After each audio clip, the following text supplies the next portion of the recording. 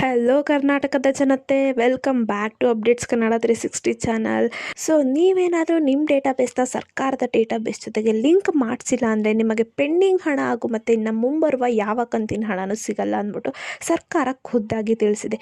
ಮತ್ತು 8ನೇ ಕಂತಿನ ಹಣ ಮತ್ತು ಪೆಂಡಿಂಗ್ ಹಣನ ಪಡೆಯೋಕ್ಕೆ ಸರ್ಕಾರ 2 ಹೊಸ ರೂಲ್ಸನ್ನು ಜಾರಿಗೆ ಮಾಡಿದೆ. ಸೊ ಇದ್ರ ಬಗ್ಗೆ ಎಲ್ಲ ಡೀಟೇಲ್ ಆಗಿ ತಿಳಿಸ್ಕೊಡ್ತೀನಿ. ಬನ್ನಿ, ವಿಡಿಯೋನ ಸ್ಟಾರ್ಟ್ ಮಾಡೋಕ್ಕಿಂತ ಮುಂಚೆ ನೀವೇನಾದರೂ ನಮ್ಮ ಚಾನಲ್ಗೆ ಸಬ್ಸ್ಕ್ರೈಬ್ ಮಾಡ್ಕೊಂಡಿಲ್ಲ ಅಂದರೆ ದಯವಿಟ್ಟು ಚಾನಲ್ಗೆ ಸಬ್ಸ್ಕ್ರೈಬ್ನ ಮಾಡಿಕೊಂಡು ಈ ಪುಟ್ಟ ಹುಡುಗಿಗೆ ಸಪೋರ್ಟ್ ಮಾಡಿ, ವಿಡಿಯೋನ ಆದಷ್ಟು ಶೇರ್ ಮಾಡಿ ಅಂತ ಹೇಳ್ತಾ ಈ ವಿಡಿಯೋಗೆ 100 ಲೈಕ್ಸ್ನ ಪಡ್ಕೊಳೋಕ್ಕೆ ಹೆಲ್ಪ್ ಮಾಡಿ ಮತ್ತು ವಿಡಿಯೋಗೆ ಲೈಕ್ ಕಟ್ಬಿಟ್ಟು ವಿಡಿಯೋನ ನೋಡಿ.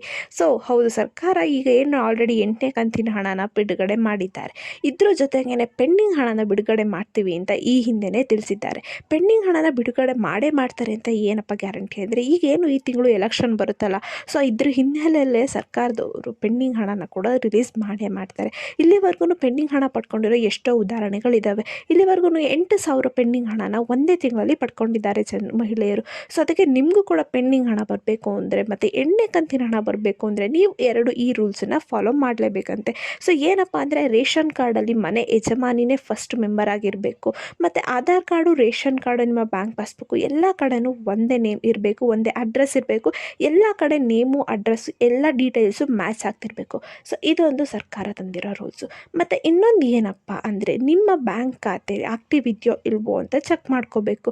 ಸೊ ಒಂದು ವೇಳೆ ಏನಾದರೂ ನಿಮ್ಮದು ಹಳೆಯ 2 ವರ್ಷದ ಬ್ಯಾಂಕ್ ಅಕೌಂಟ್ ಆಗಿದ್ದು ನೀವು ಏನು ಟ್ರಾನ್ಸಾಕ್ಷನ್ ಏನು ಮಾಡಿಲ್ದರೆ ಹಾಗೆ ಬಿಟ್ಟುಬಿಟ್ಟು ಅದೇ ಅಪ್ಲಿಕೇಶನ್ನ ಹಾಕಬೇಕಾದ್ರೆ ನೀವು ಬ್ಯಾಂಕ್ ಅಕೌಂಟ್ ಕೊಟ್ಟು ಏನಾದರೂ ಒಂದು ವೇಳೆ ಇನ್ಆಕ್ಟಿವ್ ಆಗಿತ್ತು ಅಂದರೆ ಬ್ಯಾಂಕ್ ಅಕೌಂಟು, ಅದಕ್ಕೆ ಯಾವ ಹಣನೂ ಟ್ರಾನ್ಸಾಕ್ಷನ್ ಆಗಲ್ಲ ಅಥವಾ DBT ಆಗಲ್ಲ. ಸೊ ಅದಕ್ಕೆ ನೀವು ನಿಮ್ಮ ಬ್ಯಾಂಕ್ ಅಕೌಂಟು ಆ್ಯಕ್ಟಿವ್ ಇದೆಯೋ ಇಲ್ವೋ ಅಂತ ಚೆಕ್ ಮಾಡ್ಕೊಳ್ಳೋಕ್ಕೆ ಸರ್ಕಾರದವರು ಹೇಳಿದ್ದಾರೆ. ಮತ್ತು ಇನ್ನೊಂದು ಏನಪ್ಪ, ಮೇನ್ ಸೆಕೆಂಡ್ ರೂಲ್ಸ್ ತಂದಿರೋದು ಸರ್ಕಾರ ಅಂದರೆ, ಸೊ ಇನ್ನೊಂದು ಸೆಕೆಂಡ್ ರೂಲ್ಸ್ ತಂದಿರೋದು ಏನಪ್ಪ ಅಂದರೆ, ಸರ್ಕಾರ ನಿಮ್ಮ ಆಧಾರ್ ಕಾರ್ಡ್ ಏನಾದರೂ 10 ವರ್ಷ ಹಳೆಯದಾಗಿದ್ದು ಆ 10 ವರ್ಷ ಹಳೆಯ ಆಧಾರ್ ಕಾರ್ಡನ್ನೇ ನೀವು ಏನಾದರೂ ಅಪ್ಡೇಟ್ ಮಾಡಿಸಿಲ್ಲ ಅಂದರೆ ಸರ್ಕಾರದವರು ಇನ್ನು ಮುಂದೆ ನಿಮಗೆ ಹಣನ ಹಾಕಲ್ವಂತೆ. ಸೊ ಅದಕ್ಕೆ ನೀವು ಯಾವುದೇ ಆಗಿರಲಿ, ಗೃಹಲಕ್ಷ್ಮಿ ಯೋಜನೆ ಇರಲಿ, ಅನ್ನಭಾಗ್ಯ ಇರಲಿ, ಯುವ ನಿಧಿ ಇರಲಿ, ಯಾವುದೇ ಸರ್ಕಾರದ ಕಡೆಯಿಂದ ಯೋಜನೆನ ಪಡ್ಕೋಬೇಕು ಅಂದರೆ ಆಧಾರ್ ಕಾರ್ಡ್ ಒಂದು ಪ್ರಮುಖ ದಾಖಲೆ. ಸೊ ಇದನ್ನು ನೀವು 10 ವರ್ಷ ಹಳೆಯ ಆಧಾರ್ ಕಾರ್ಡ್ನ ನೀವು ಈಗ ಯೂಸ್ ಮಾಡೋಕ್ಕಾಗಲ್ಲ. ಸೊ ಅದಕ್ಕೆ 10 ವರ್ಷದ ಹಳೆಯ ಆಧಾರ್ ಕಾರ್ಡ್ನ ಅಪ್ಡೇಟ್ ಇದೇ ವರ್ಷ ಜೂನ್ 24 ಗಂಟನೂ ಟೈಮ್ ಕೊಟ್ಟಿದ್ದಾರೆ. ಸೊ ಏನು ಈ ಆಧಾರ್ ಕಾರ್ಡ್ ಅಪ್ಡೇಷನ್ನ ನೀವು ಸ್ಥಳೀಯ ಆಧಾರ್ ಕೇಂದ್ರಗಳಿಗೆ ಹೋಗ್ಬಿಟ್ಟು ನೀವು ಮಾಡಿಸ್ಕೋಬೋದು. ಸೊ ಈ 2 ರೂಲ್ಸ್ನ ನೀವು ಫಾಲೋ ಮಾಡಲೇಬೇಕು. ಮತ್ತು ಇನ್ನೊಂದು ಸೆಕೆಂಡ್ ವಿಚಾರಕ್ಕೆ ಬರೋದಾದರೆ, ನಿಮ್ಮ ಡೇಟಾಬೇಸನ್ನು ನೀವು ಸರ್ಕಾರದ ಡೇಟಾಬೇಸ್ ಜೊತೆಗೆ ಲಿಂಕ್ ಮಾಡಿಸೋ ಜವಾಬ್ದಾರಿ ನಿಮ್ಮದು. ಸೊ ನಿಮಗೆ ಹಣ ಬೇಕು ಅಂದರೆ ನೀವು ಸರ್ಕಾರದ ಡೇಟಾಬೇಸ್ ಜೊತೆ ನಿಮ್ಮ ಡೇಟಾಬೇಸನ್ನು ಲಿಂಕ್ ಮಾಡಿಸ್ಕೋಬೇಕು.